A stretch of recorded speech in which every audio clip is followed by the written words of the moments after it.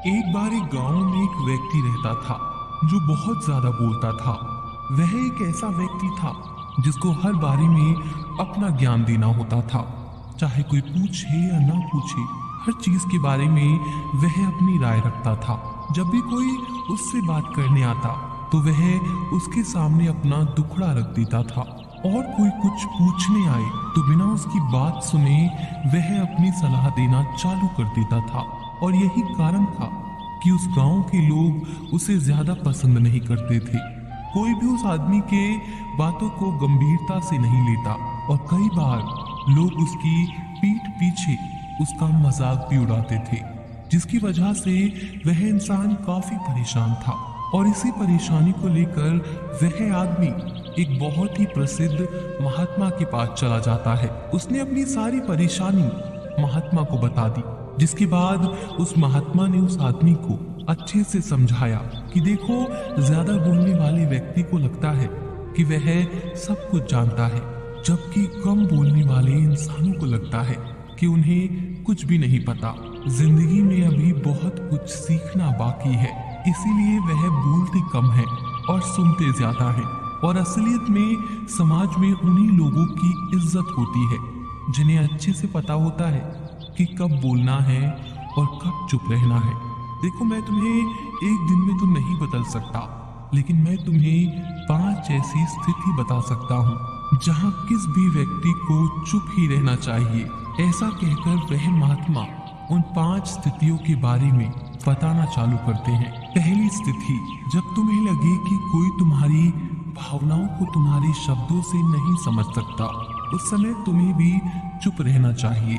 अक्सर हम लोगों को अपने दुख, अपनी परेशानियां बताना शुरू कर देते हैं, जबकि हमारे आसपास रहने वाले ज्यादातर लोगों को इससे कोई मतलब नहीं कि हमारे जीवन में क्या गुजर रहा है। हर इंसान को केवल खुद से मतलब होता है। वह केवल खुद के बारे में बात करना चाहता है। वो केवल खुद की तारीफ सुनना चाहता है। उन्हें हमारे जीवन की परेशानियों से कोई मतलब नहीं होता, और ना ही वह सुनना चाहते हैं।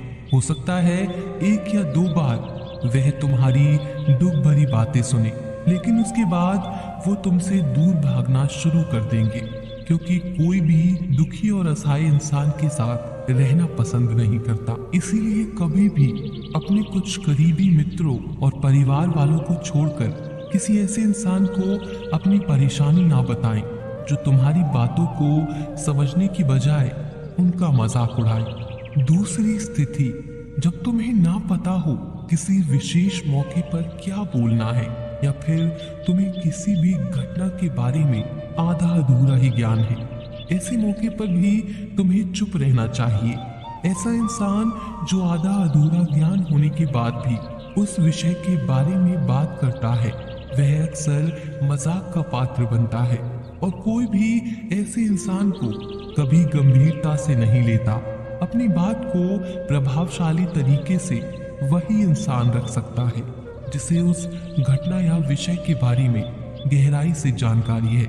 इसीलिए कभी भी आधी अधूरी और इधर उधर से मिलने वाली जानकारी के आधार पर लोगों से अपनी बात मनवाने की कोशिश ना करें।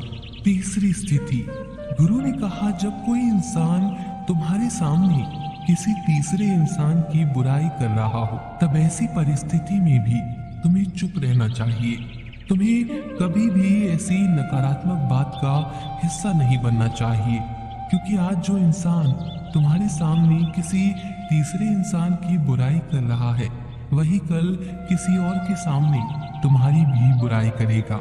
और इस बात की ज्यादा संभावना है कि आज तुमने उसकी हाँ में हाँ मिलाने के लिए तीसरे इंसान की जो बुराई की है, कल रिश्ते ठीक होने पर दोस्ती में वो इंसान उससे कह देगा कि तुमने उसके बारे में क्या क्या कहा था। इसीलिए जब भी कभी कोई किसी तीसरे इंसान की बुराई करे या उसके गलत समय का मजाक उड़ाए, तो तुम्हें ही बस उसकी बातें सुन लेनी है, अपनी कोई भी राय वहां नहीं देनी है।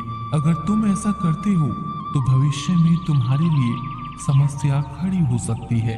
गुरु ने कहा, चौथा, जब कोई तुम्हारे ऊपर गुस्से और घृणा से चिल्लाए, तुम्हारा अपमान करने की कोशिश करे, तब ऐसी परिस्थिति में तुम चुप रहकर सामने वाले के गुस्से और घृणा को कम कर सकते हो।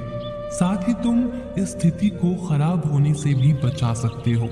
जब तुम सामने वाले का जवाब क्रोध से न देकर उस समय चुप रह जाते हो, तब यह बात उस क्रोध करने वाले इंसान के दिल में लगती है।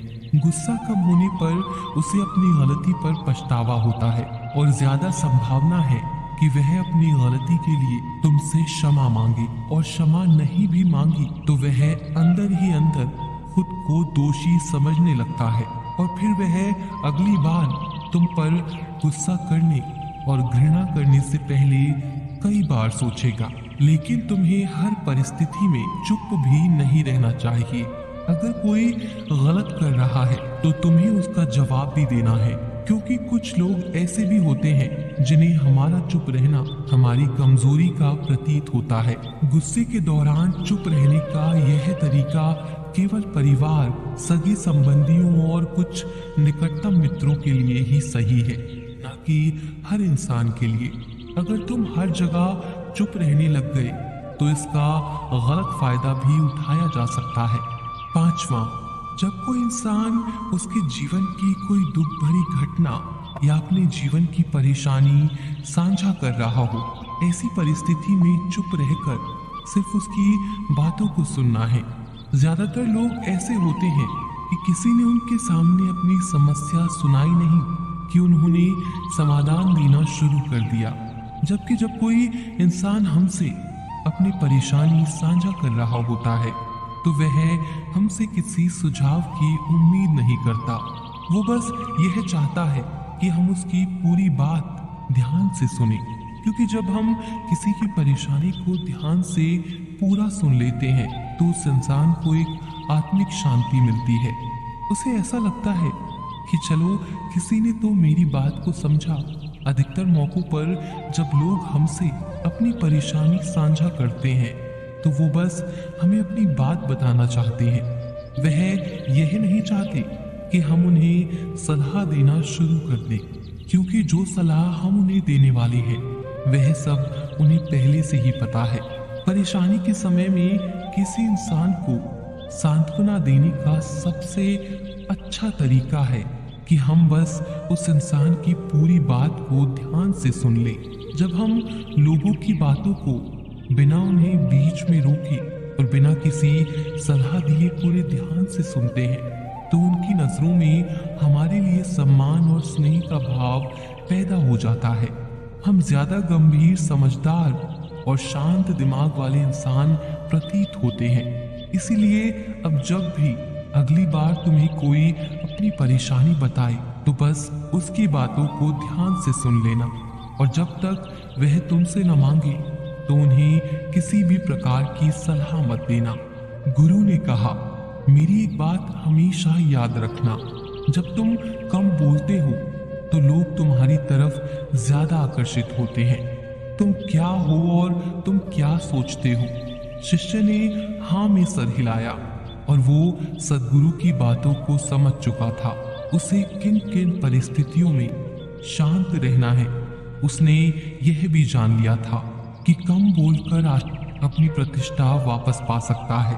इसीलिए दोस्तों, हमें अपने जीवन में जितना आवश्यक है उससे कम ही बोलना चाहिए।